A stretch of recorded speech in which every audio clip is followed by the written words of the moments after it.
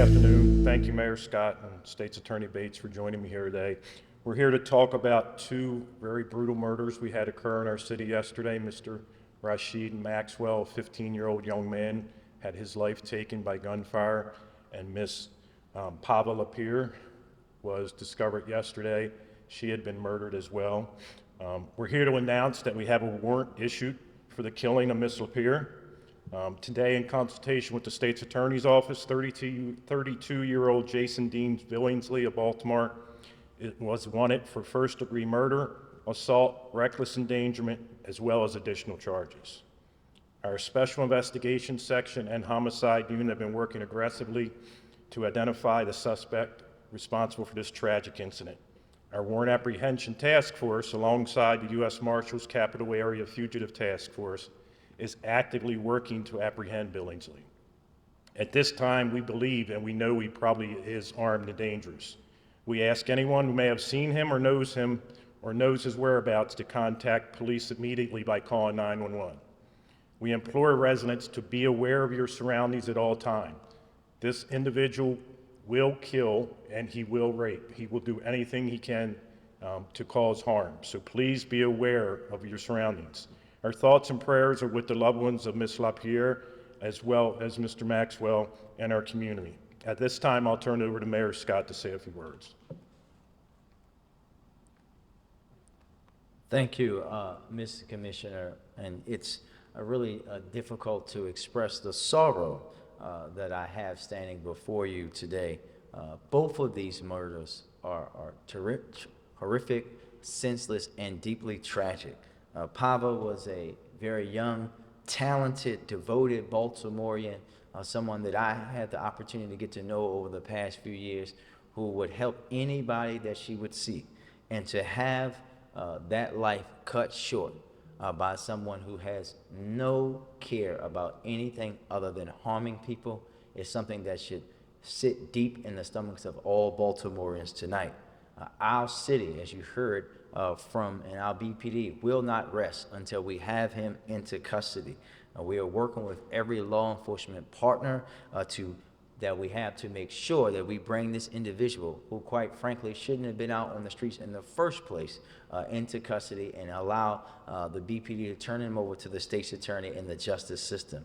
We want anybody that knows this individual, his whereabouts, to share that with us right now, because as you heard from the commissioner, this person is extremely dangerous.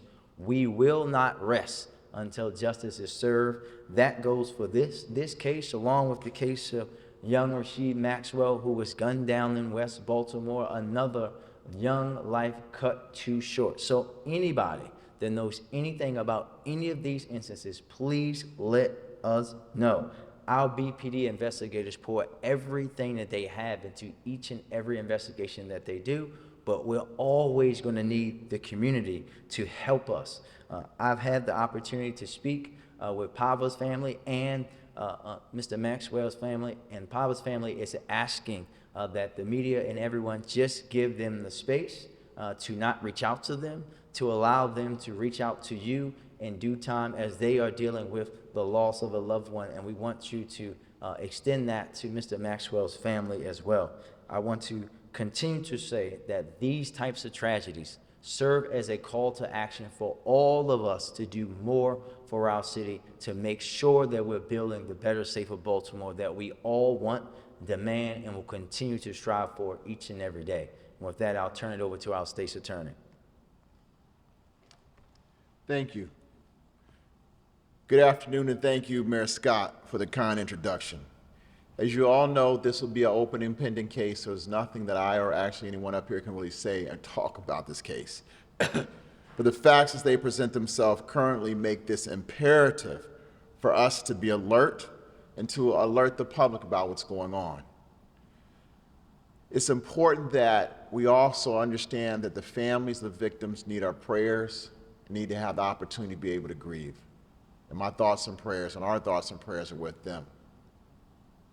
Our number one goal here is to keep everyone in Baltimore safe.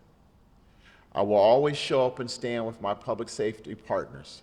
Our goal is to work together as a team to make sure individuals are held accountable, They were not only they're going to be arrested, we're looking to prosecute and hold them accountable. At the end of the day, we must work together to put a safer Baltimore for all. Thank you. Now, Commissioner. Um, At this time, we'll take a few questions. Like I mentioned, one per outlet with a follow-up. When everyone come up to the mic, make sure you say your name and your outlet.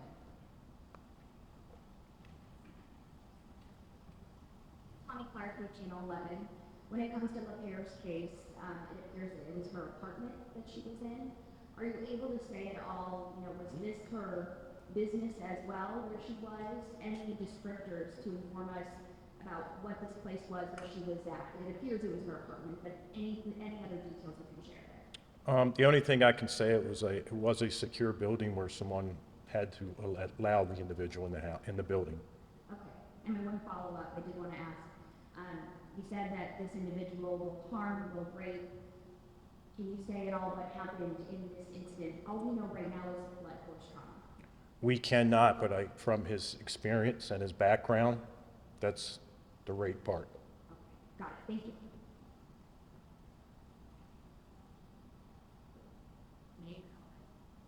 Mackenzie Frost from Fox 45. Looking at the timeline of this, I understand that the Pablo was reported missing. Can you explain the timeline of when she was reported missing and who may have made that report? We're still investigating that, but she was found not long after she was reported missing from the information I have. And I understand that there's been some confusion about perhaps, did investigators go up to the roof at all during this investigation, or was she found inside her apartment itself? I can't tell you that right now. It's still under investigation. May Ryan to be in the R2 News. I was interested in, I know you guys elaborated a bit on his past, but is there any detail you can give about priors, maybe prior arrests or anything that might paint a clear Then we picture want to give it to to Do you want us to? what we're dealing with? I can do it. Basically, this is an individual that had a conviction for a violent crime back in 2011, and he received a sentence of 30 years, suspend all but 14, and he was paroled, looks like October of 2022. And the charges and counts, one of which was attempt rape and those types of felonies. So he's an individual who we would view as a repeat violent offender. And my follow-up question would be more about Maxwell. I mean, we mentioned both here today that we're investigating both cases. Do we have any potential leads on suspects, any other details you can give us about his case? Our homicide detectives are working extremely hard with that case too. It was a brutal murder of a 15-year-old young man. They have some good information, and I'm pretty confident we're going to close that case too. Kelsey with Channel 13. Is the man wanted in this picture wanted at all in any other situations or incidents that recently happened in the city, maybe like a fire that happened on Edison Avenue? We're still looking into that case, but he is a suspect in at least one other case. Okay, and do you believe that he's still in Baltimore? Yes. Thank you. Thank you, Phil from WBAL Radio. Mayor, you said that he should have never been out in the first place. And State's Attorney, I think talked about the repeat violent offender situation here. How frustrated are you that we have another murder in Baltimore where this is the case of a repeat violent offender who's committed an act? Extremely frustrated. I mean, you and I talk about this, unfortunately, all too often, right? When myself, the police commissioner, the state's attorney, we have to stand up here and talk about someone's life cut down short by someone who should still be in prison, right? And this is why you consistently hear from us, those who are on the front lines of this work, those who have to talk with those grieving families to get other parts of the system to understand the human side of it, that these cases impact people's lives for the eternity. Pava's family is going to be dealing with the tragedy and the trauma of their loss for the rest of their lives. And that's where the frustration comes in. Because when the police go out and do their job, as they did in this case, right, with this individual, I won't even give him the pleasure of calling him a man, with this individual, and then the state's attorney goes out, does their work, gets the conviction should be the conviction. And we have to make sure that folks are held accountable in every single way, because we are tired of talking about the same people committing the same kind of crimes over and over again. So did he slip through the cracks?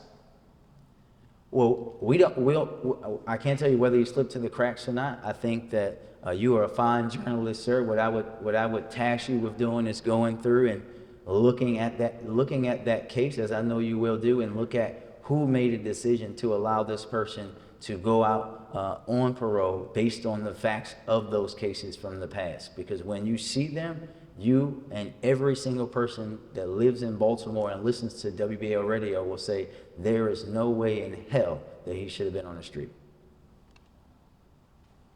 Hugo Paglia with the Baltimore Banner. To be clear, he was paroled in October of last year. He hadn't violated parole, had he? Was he wanted for anything? Was there an outstanding warrant? Was he wanted for anything? There was not one that we knew of. And then I do have a question about the apartment building. She was found in her home, at her home. We're not going to say where she was found. It was at that address.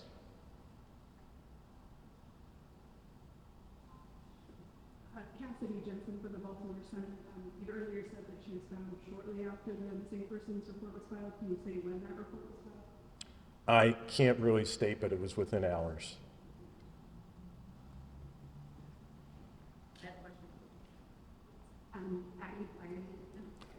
It's okay. In DC Nightly News, did the victims at all know the killer? Not that we're aware of. Okay, do we know if they were targeted for any reason? If what, I'm They sorry. were targeted for any reason? I think that what we have to understand is that that doesn't even matter at this point. We have a young woman who had her life taken away, and we have someone that we know cowardly took that life that we're going to find and bring in. That's all that matters. What matters is that we had someone kill another person in a brutal way that we have to get off the streets before it's done again to someone else. That's all that matters today, and that's the only thing that we should be talking about, is how this individual did that and how we're going to bring him in to make sure he doesn't do it to anybody else. Thank you. And before we end, I just have a message for Jason Billingsley. If you're out there watching, hopefully you are, every single police officer in Baltimore City, the state of Maryland, as well as the U.S. Marshals are looking for you. We will find you, so I would ask you to turn yourself in to any officer, any police station, because we will take you into custody eventually, and then we will turn it over to the state's attorney to prosecute you to the fullest. So please turn yourself in. Thank you. Thank you, guys. Yeah, we will.